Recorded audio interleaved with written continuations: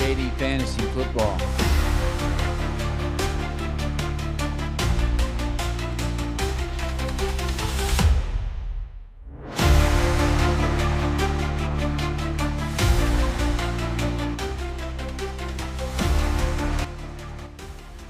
Guys, welcome to JD Fantasy Football. This is David Lamson, joined by the J in JD Fantasy Football. That is Jordan Cordova. What's going on, Jordan?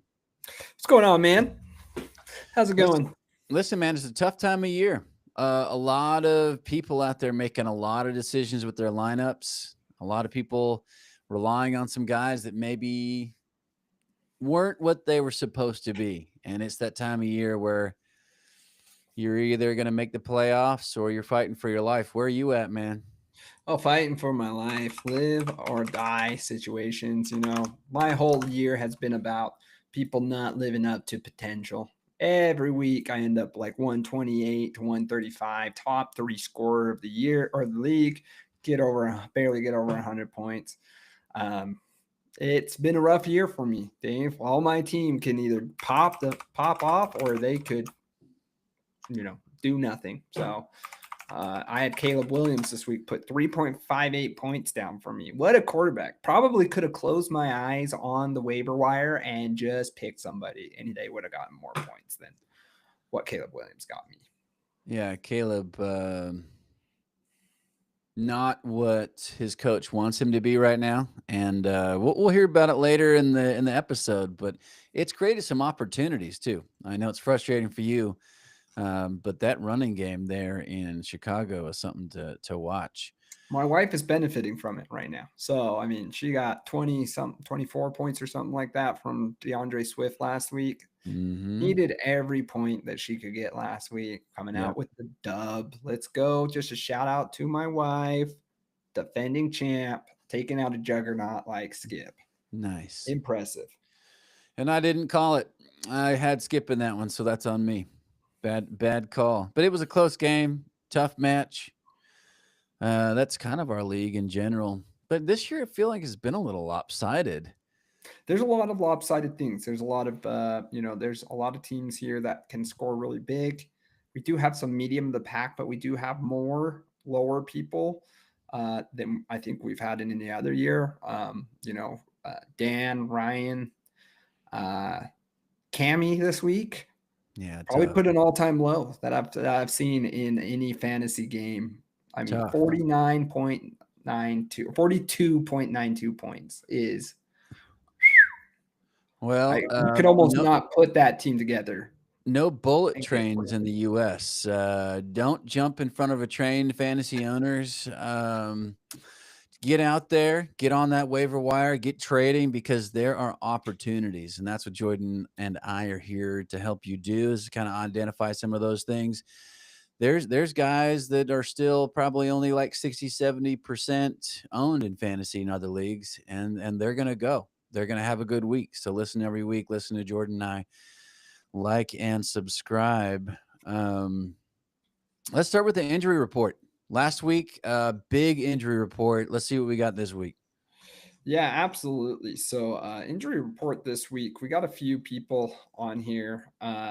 Bryce Young suffered a high ankle sprain in week 7. He's expected to miss week 8.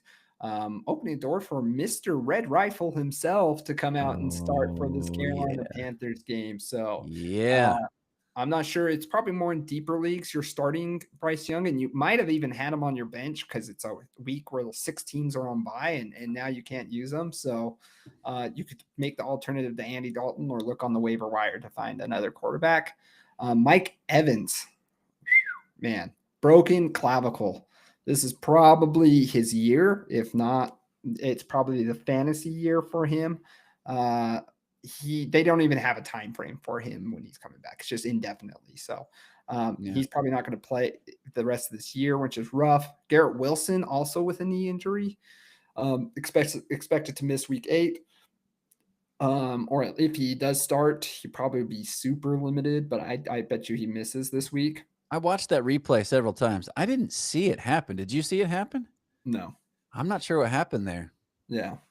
Really rough there. And, it might just be this team is not going anywhere, right? So maybe it was a knee injury that he's just like, maybe it's not anything torn, but I might take this week off, So, but good news for you, Green Bay Packer fans. Christian Watson has indicated he's back from the injury and is expected to play week 8.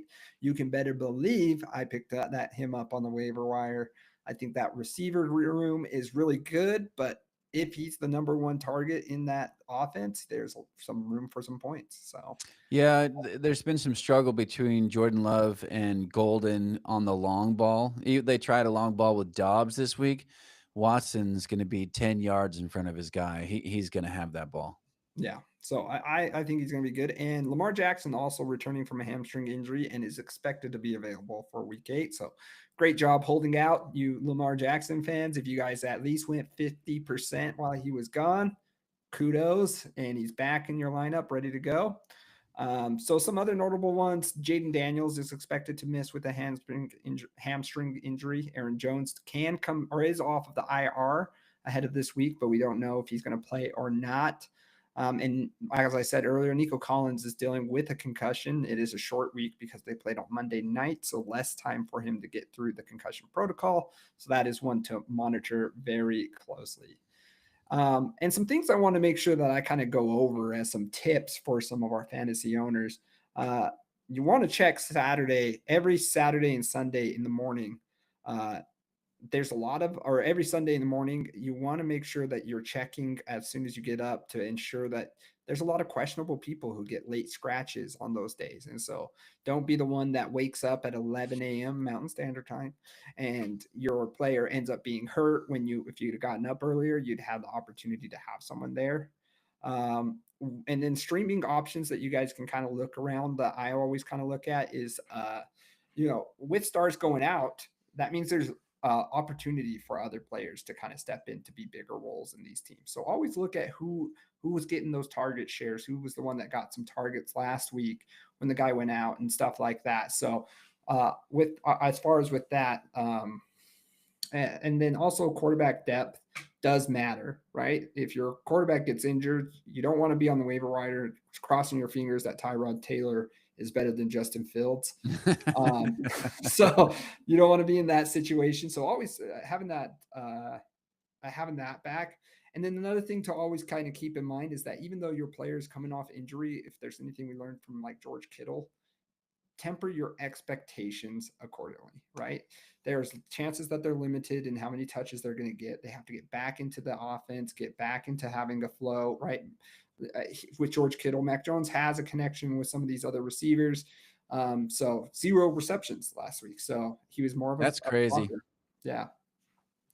That's crazy. Yeah. You just never look Kittle's way. I think that is insane. Yeah, I don't even think a target. He even apologized to the fantasy owners. Look, we got tight end weekend coming up, National Tight Ends Day. He better find him on Sunday. He'll take it personally. Yeah. At least one. Or maybe he should take the strategy that Ferguson took and just wear Mac Jones' high school jersey to the stadium. Maybe he'll get some touches then. Oh yeah, I mean, do whatever you got, whatever Brown you got to get done, brother. Get that ball. Gosh, 0 points for Kittle on his debut. Brutal. Rough. That is brutal. Sorry, Daniel. On a win, right?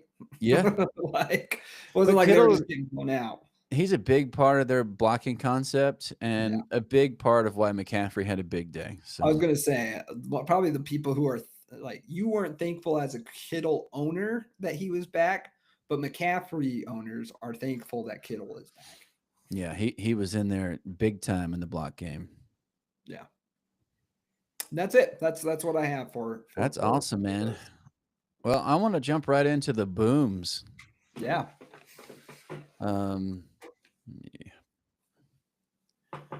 Okay. This one it's not what a lot of people want to hear, but this is truth, man. The Bijan breakout is here. Okay. So Bijan, he's had a crazy good year.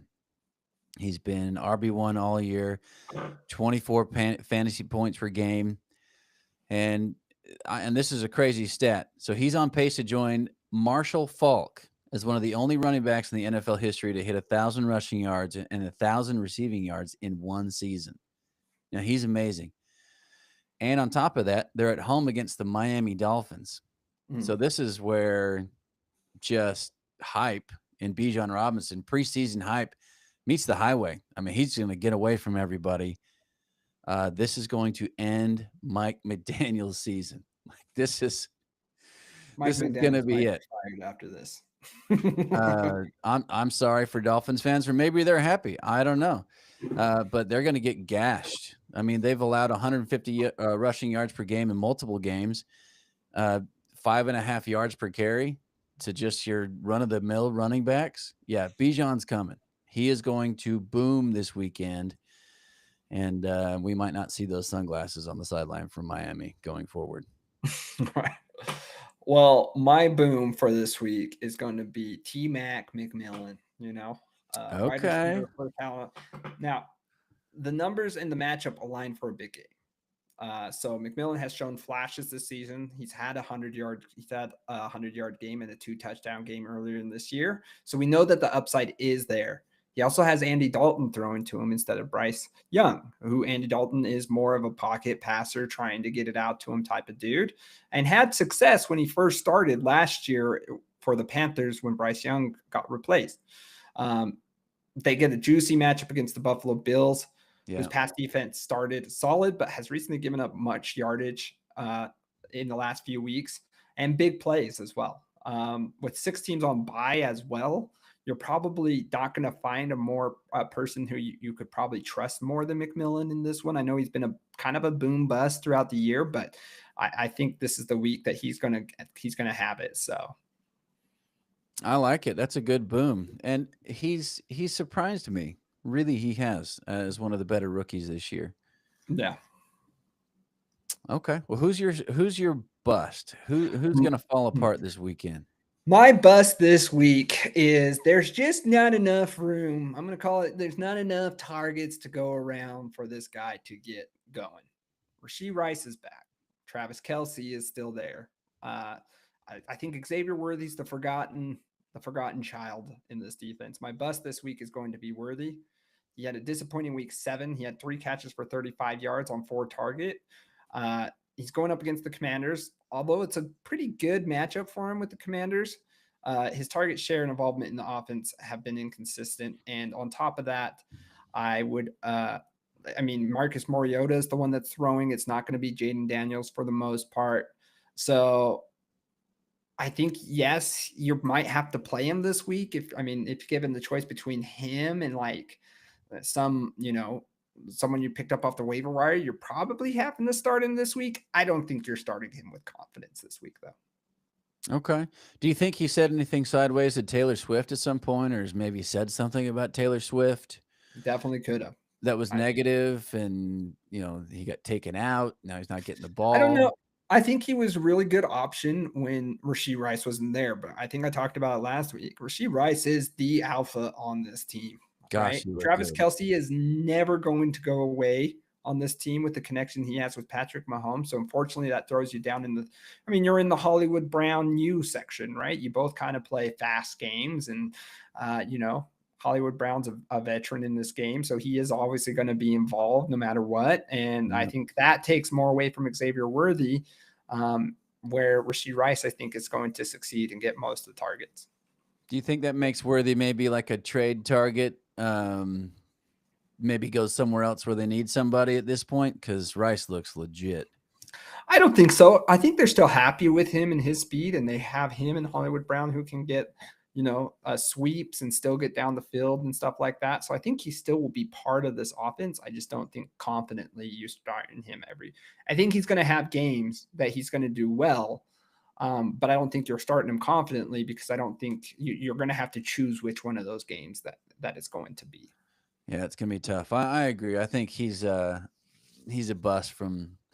I think this is what everyone called at the beginning of the year. Once Rice comes back, don't play him. He's had a tough go. My bust for the week. Oh, you're not going to like this one. Oh, I already know who you're picking. I can guess it. Guess. Pickens. No. Oh, okay. It's another Cowboy. Oh, so CeeDee Lamb now. This is the Javonte Williams Denver reunion. Oh, yeah. Okay. So he's facing his old team, which is usually like a good breakout thing, right? Like Dowdle did fine. Yeah. Who did it against Denver last year? The Browns. He had a Uh, great game against the Browns. The Denver receiver went to the Browns. oh, Jerry Jeudy. Yes, Judy had a great game against the Broncos, but I'm sorry, man. This is a trap. If you're trusting in the coming back, now the game script probably will favor Williams, but that rushing defense is no joke. Yeah. And the truth is Javonte Williams has only had 2 massive spikes. He's been consistent in the others, but he's kind of heavily reliant on finding the end zone. And the Broncos defense is going to be legit. They have a very stout run defense. They're right there with the Packers and other top rushing defenses. They make you earn every freaking yard you want to get, especially on the ground. Altitude, I don't think it's going to be a factor. I think he'll remember how to breathe up there.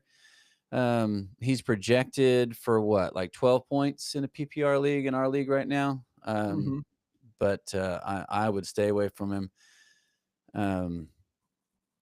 Just trust the numbers. Temper your expectations. Javante's not going to smash like you think he's going to do this week. Yeah, I can see that. Absolutely. Denver's defense is tough to play against. Now, I think the receivers are going to do just fine. I think they're. It just depends on who's going to be Patrick, I- who's going to get Surtain. Yeah, but I think the other one's going to do fine. Like you guys have a wealth of great targets. Ferguson, I think, is going to do fine. Yeah, absolutely. But that running game, I think, is going to struggle. Mhm. All right, man. Yeah, I'll do my my sleeper. Yeah, absolutely. Excited You're to gonna hear like it. this one. Okay. This one's for you, Jordan. One negative, one positive. So this is your guy, Jordan, and he's my sleeper pick. Running back from Chicago, which you know I don't love, but it's their rookie, Kyle Monangai. Mm-hmm. So last week was such a surprise. DeAndre Swift truthers, guys, don't worry. He doesn't threaten Swift in any way. Last Sunday, the backfield was a committee. Swift had 19 carries, but Monangai wasn't far behind. He had 13 carries for 81 yards and his first touchdown against the horrible Saints. So, I mean, gosh, his snap share just jumped up out of nowhere. And I think it's because Caleb Williams hasn't been what they need him to be. They committed to running the ball. They ran it 40 times for 222 yards. Swift can't run all those yards. That's insane. And so that's just opportunity. And they're going up against the Baltimore Ravens. The Ravens are just bleeding rushing yards. They've allowed the second most fantasy points per game to opposing running backs. And they're giving up rushing touchdowns as much as anyone in the league. I think it's 1.5 is what they average. So, but I think Chicago would do more. Their offensive line has been opening up lanes you could drive a car through. And the coaching, the coach just he's not a handcuff. He doesn't threaten Swift. I think his projected 8 points this week is a floor. That's if he doesn't get in the end zone, but I'm confident he will. I think he's going to do great this week. The Bears are going to stick to their commitment to the run. Honestly, I'm playing against Odunze this week too. I'm scared to death of Odunze because he could do just fine against the Ravens as well. But yeah, Kyle Monangai, play him, get him. Get him. Love it. Well, my sleeper this week is going to be Alec Pierce from the Indianapolis Colts. He saw 10 targets last week. He caught 5 passes for 98 yards. It shows that he can get the volume and flashes of production. I don't think, even though Michael Pittman's great and Tyler Warren's great, I don't think that other than Tyler Warren, I don't think anything's buttoned up in that receiving room. And Alec Pierce has definitely potential to get there. So over the past 4 games, he's caught 15 of 24 targets, 281 yards. So everything's improving, and he has real big play upside on this team. And I think Daniel Jones is starting to like him a little bit more. He's still under-owned and overlooked in many leagues. because he hasn't really fully broken out yet. But if you do, this is the time I think to pick him up, and you can play him this week.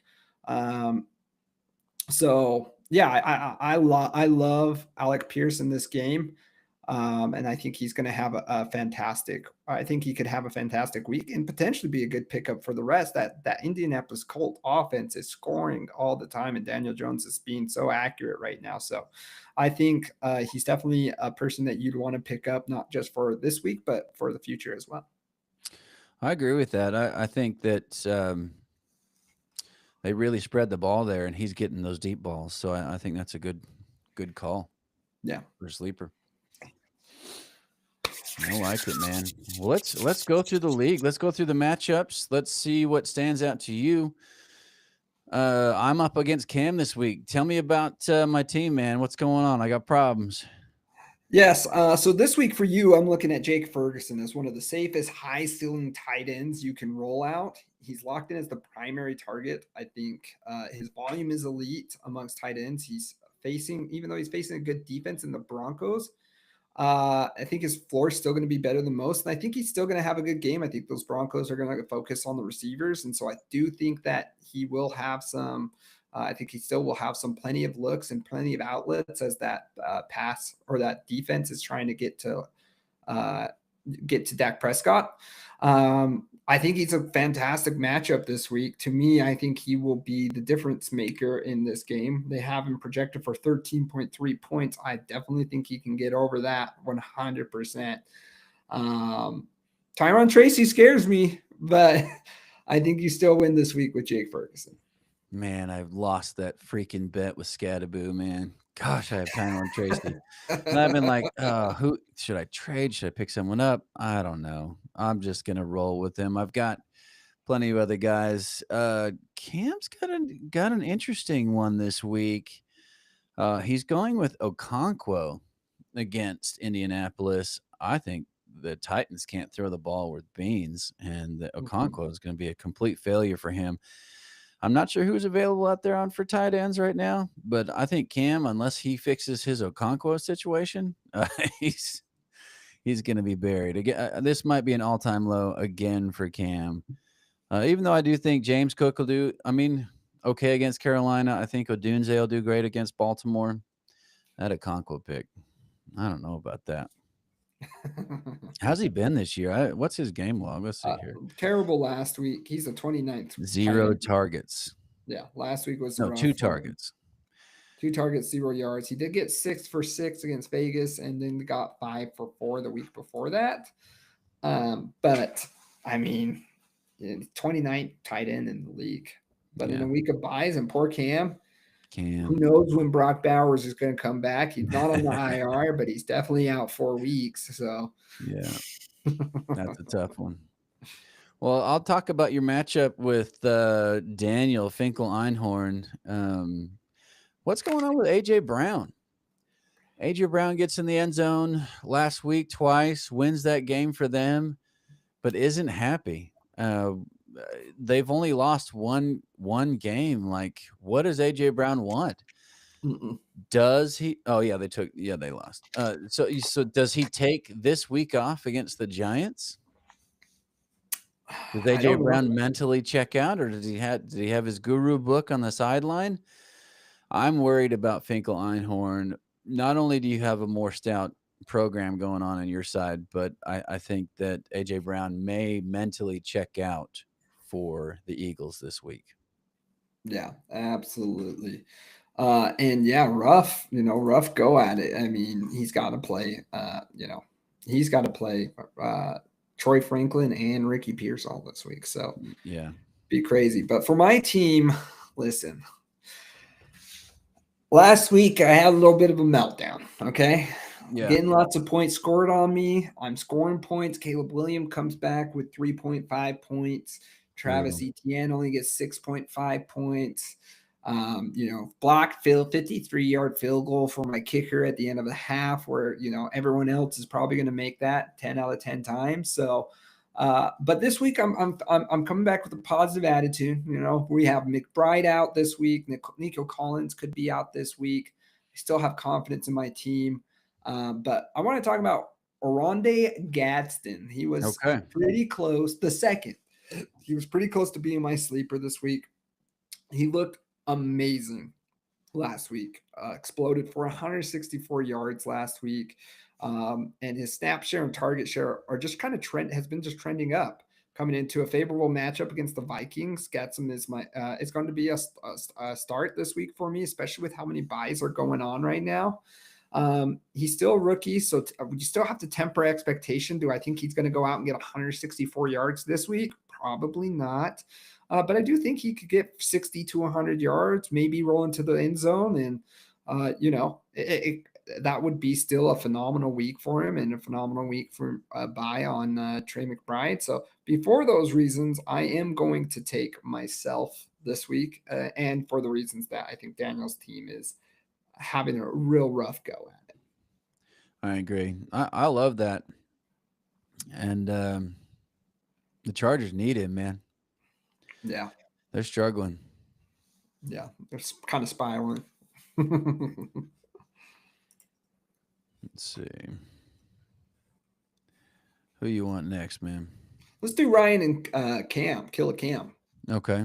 And I'll kind of take Ryan on this. Yeah. He is projected to win this week. I mean, that's just a gimme when you have Puka Nacua, who's on injuries, and you have Chris Godwin, who was injured, Jake Bates, Michael Carter, David Montgomery, Jackson Smith, and Jigba, all on buys.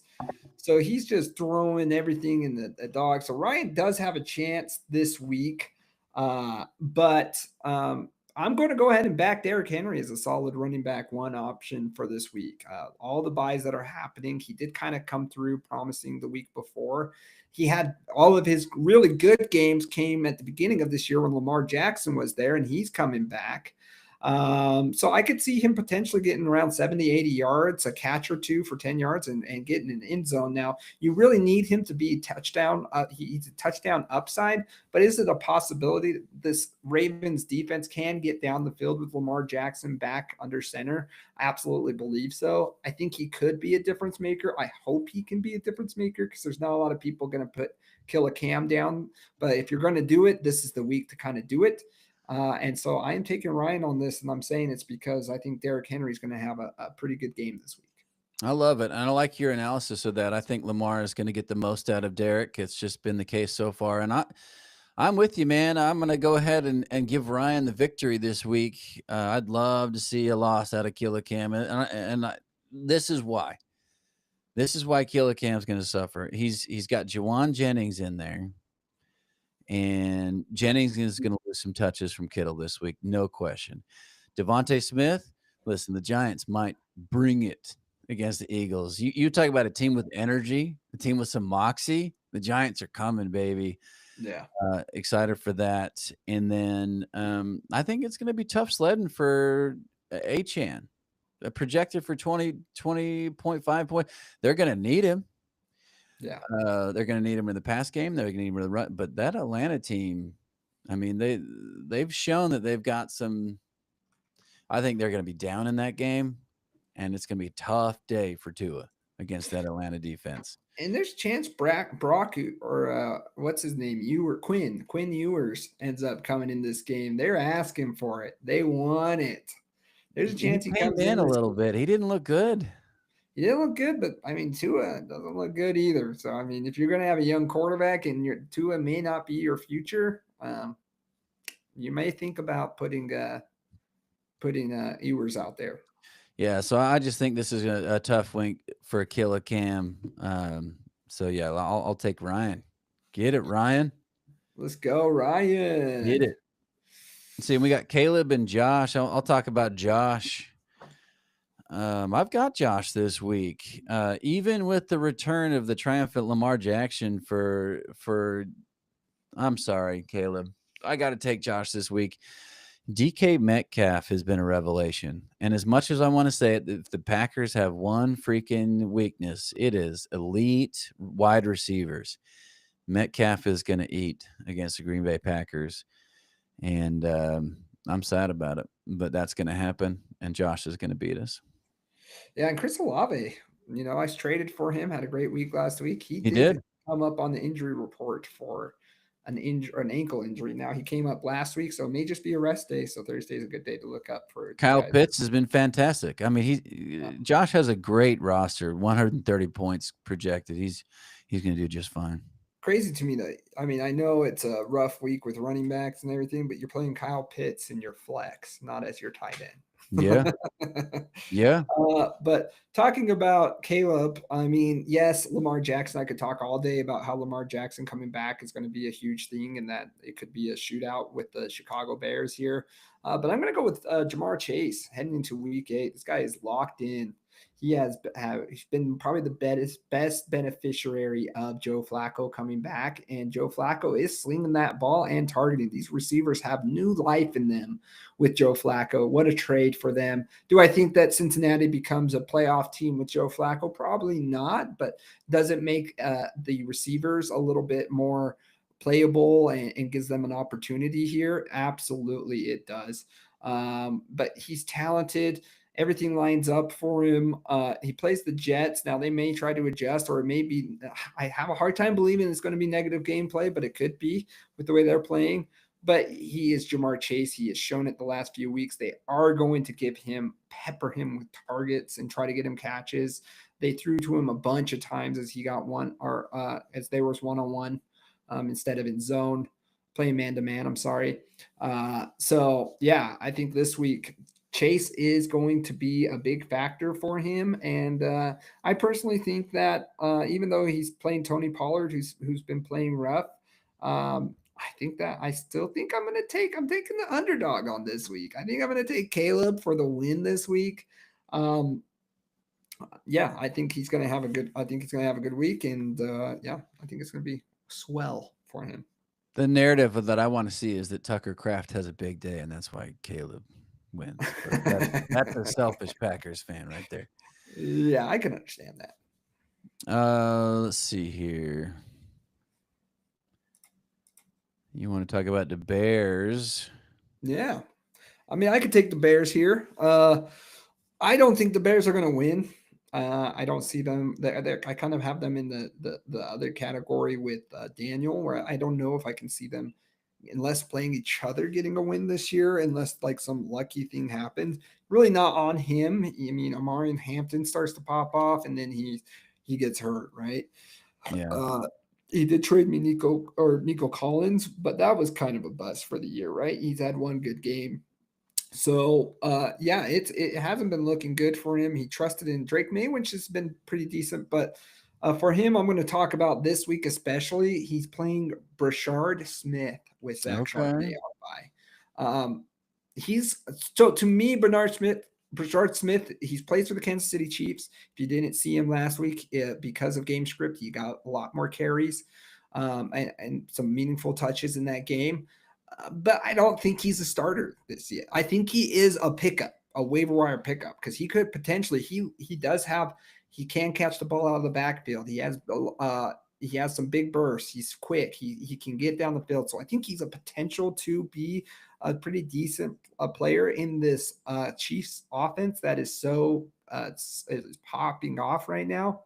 But I don't think he's a start this week. I think last week was kind of a fluke just based off of the game script of what he got. Then, he still last week only scored you, he got 13 points, so he got 5 catches, but I still don't think that that's going to be his upside for it. So I think that Brashard Smith is not, and I got to take the defending champion who took out the juggernaut last week and take Lex on this one. Rashee Rice is going to be if Rashee Rice comes back to live and T. Higgins, oof, buddy, watch out.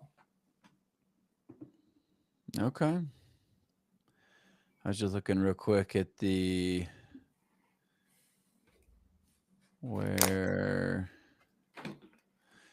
that's what I thought. I was looking at this other side of things here, and I'm looking at someone who I think is going to underperform for Lex this year. This week, I think she's still going to win. I think she's going to beat the Bears, who have a garbage team, and Matthew Golden's going to take a hit with Christian Watson coming back. But it's Keenan Allen. Keenan Allen has been a revelation for your wife's team. Why do we ever doubt him? We were talking about this last weekend. Why do we doubt that Keenan Allen can't catch touchdowns? Yeah. Like, he's going to do fine. The trouble he's going to have this week is Minnesota's receiving defense is really good. They give up the seventh fewest receiving yards, but I have full confidence that he can still get in the end zone, get her 10, 12 points. He's just not going to get the volume that she's been getting out of him the rest of this year. But she doesn't need him. She is stacked. McCaffrey, Swift, Higgins, Rice, Kelsey. What do you need? Yeah. She's going to win. She's going to win. But I wish that I wish the best for Keenan Allen. He's had a long career. He's got a great career. He's been great in fantasy. But I think he's going to underperform this week. Yeah. All right, last game. You know what? I'll let you finish out here and take the juggernaut skip here. I'm going to take Tay on this one. And coming into week 8, Jordan Addison is one of the locks as wide receivers right now. They have announced that Carson Wentz will be playing on Thursday. He's been absolutely locked in since his return as well, catching nearly 95 yards per game. Strong target efficiency and a major role in this Vikings offense that they have going on. This week matchup versus the Chargers might give you a little caution because they're solid in pass defense, but they've also allowed multiple 90-plus yard games to receivers recently. So I think Addison is a wide receiver 1 this week. I expect him to have a solid line, about 6 to 8 catches, around 100 yards, and can get a score for you on this one. So I think I like Jordan Addison this week. But even though I like Jordan Addison, CeeDee Lamb could get Surtain. Javonte Williams could not have a great game, as you mentioned before. Jackson Dart, I think he's playing well. We'll see how that goes with Jaden Daniels out for him. He has McMillan, but I think I'm still taking the juggernaut this week. Okay. And my wife needs him to lose to take first place in the division. So. Yeah, I need Cam to just stop scoring points because even though I won and had a big win, he overtook me in points. Yeah, I feel that energy. You need your wife to. So you took Taylor. Yeah. And I'll take Skip. Skip's team, I don't know what to expect from Skip from week to week. He's had some guys that have been up and down. Breece Hall. He's having to play Cincinnati. Yeah. I don't know. We'll see. Jonathan Taylor has been awesome. Against Tennessee, he's going to cook. Scatterbo, plenty of energy going up against Philadelphia. That's going to be tough. Yeah, Tyler Warren. That's going to be just fine. But I want to talk about Wan'Dale Robinson. So Wan'Dale Robinson a couple weeks ago was my guy. He was my guy I predicted that would play well against New Orleans, and he got 8 points. He did absolute garbage for me. But after that game, he went 20 points and 15 points. So he's made me look good since then, not the week that I wanted him to. But Wan'Dale Robinson Jr. has been fantastic. They're going to need him against Philadelphia. Jackson Dart, who Taylor's actually playing this week, has got a good connection with him. And without their main guy in, he's kind of been one of their main guys. It's usually Robinson or Scatterbo that's getting that ball. While my guy, Tyrone Tracy, gets pulled out of the game. So it's pretty awesome. Just looking down the bench, though, not really another option. Wan'Dale Robinson, he could play Darnell Mooney, who's questionable. He could go with Bill. No, he can't play Bill. Yep. He's in a tough spot. And Terry McLaurin, my boy Alec Pierce. Yeah, he could go with your guy Alec Pierce. But yeah, all Indianapolis. Yeah, Wan'Dale Robinson. I think it's the right play this week, unless he gets the treatment from Quinyon Mitchell. The one and only. If Quinyon Mitchell gets on Wan'Dale Robinson, it's gonna be a long week, and Skip's gonna lose. So, yeah, I could see that. But I mean, dude, 12 targets last week. I mean, he only caught 6, but 12 targets last week and is that's that's more a lot of targets. that's a Jackson Dart kind of game, right? Mhm. I mean, there were a couple throws that Jackson Dart had where I didn't think anyone was the target. I think he was just heaving it to see if Yeah. something was going to happen. So, And one of his more less accurate games last. I mean, you're playing Denver, so real tough defense, as we said before. So I can understand it, but 45% accuracy, 15 for 33 last week for yeah. Jackson Dart. But that's, I mean, I watched Jackson Dart at Ole Miss. This is what he does. This is who he is. He's going to run. He's going to create opportunities, and then he's going to lose a game for you. That's just what he's going to do. Yeah. I mean, it's hard to, it's hard to win a game when your defense gives up 33 points in the fourth quarter, though. Yeah, that's tough. I mean, the Broncos aren't for real, right? I don't know, man. I mean, I didn't. If you'd asked me at going into the fourth quarter of last week, I'd probably say that they were imposters. But now I don't even know what to think. I mean, it's hard to be fake if you can score 33 points in a 4 quarters or in a single quarter. That's just taking advantage of Dable. Dable's just a bad coach. I mean, he is. His decisions are very questionable when it comes to clock management. So I think that's on Dable. And then 2 rookies in Scatabo and Dart just not getting it done. I mean, you think that a veteran quarterback is going to just go to the huddle and be okay with Dable doing things the way he did? Absolutely not. Yeah, I can see it. So I mean, personally, I just think I think Winston needs to start. No, I'm just kidding.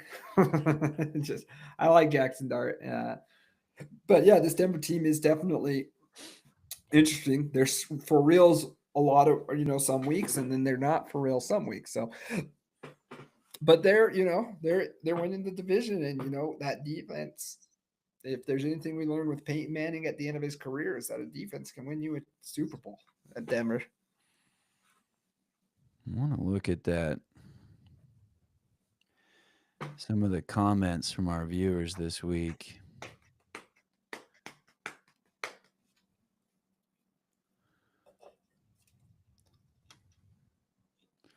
So one of the comments was interesting on our Rashee Rice video.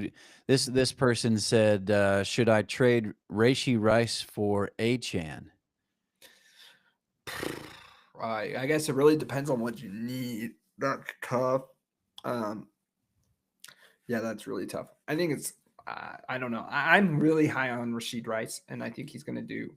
I think he's going to do well. So I almost like that potential on a team like the Kansas City Chiefs, who are hot right now. Compared to Achane, right? Who knows what they're going to do with any of that, right? They're going down quick. I mean, they got blown out by the Browns, Dylan Gabriel and the Browns, right? And so who knows what happens? Jaden Waddle could get traded. Who knows if Achane could get traded? Are they going for a rebuild? Who knows what happens with him? I would personally probably stick with Rashee Rice, personally. Okay. But if you really are desperate for a running back and you're heavy in the receiver core, yeah, sure, I'd make that trade. But there was also some discussion. 6 games suspended, and then trade him week 1 after he has a great week. There was, yeah, that's true. Why hold on to him and just trade him away? Unless that was your plan all along. There was an argument about what ligament he tore, ACL versus LCL. So that was fun. Enjoyed that in the comments. And then let's see here. There was another trade. Man, that Tampa Bay video. What the hell?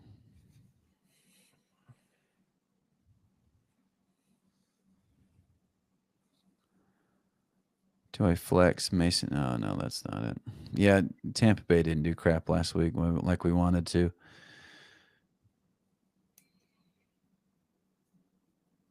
Where is it? I had another one. I saw one that was Saquon Barkley and Romeo Dunze, Oh, or okay. for Nico Collins and Jordan Mason. Okay. What do you think? Nico Collins and Jordan Mason, and then it was Roma Dunze and who? Saquon Barkley. No way. So you're essentially doing Nico for a Dunze, and that is not in the cards. I think Saquon's going to have a good year the rest of the way. He's been kind of up and down, but Collins, you've had Collins. You can't trust him. Yeah, it was actually a offer I made to Cam that got declined. So okay, that's hilarious. Yeah, I nice try. Listen, man, it's that time of year though. Like, if you need like 3 guys to get through the week, you're going to make that trade. yeah, I don't think Cam's in that spot. I don't know. He just came off a 42-point week, but he's also 3 and 4 or 4. Getting rid of Saquon's not going to fix his problems. Yeah. Yeah, man. Well, that was fun, man. Enjoyed it. Yeah, had a great time. Yeah, and I learned. I had remembered that Gadsden had played well. I just, what a take. So we'll make sure we get that out there for the people. Please. We've got some good ones. Yeah. Yeah, and some great advice from you. Check your rosters on Sunday morning. I bet there were some people sad they didn't start Josh Jacobs Sunday morning. Yeah, absolutely. It would be frustrating to watch. I was hoping that Taylor was going to drop or put him on his bench, but no siree. Nope. All right, man. We'll see you next time on JD